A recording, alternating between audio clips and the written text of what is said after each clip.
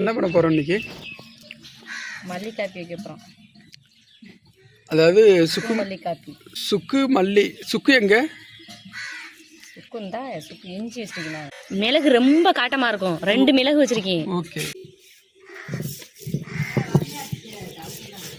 நான் சேர்க்கலாம்னா மல்லி, சுக்கு, சரி, ஏலக்காய், அதிமதுரம், மிளகு ஒரு 5-6 மிளகு போட்டு இடிச்சு வச்சுக்கலாம். சரி சரி. நாங்கள் வந்து வெல்லம் சேர்த்துருக்கேன்.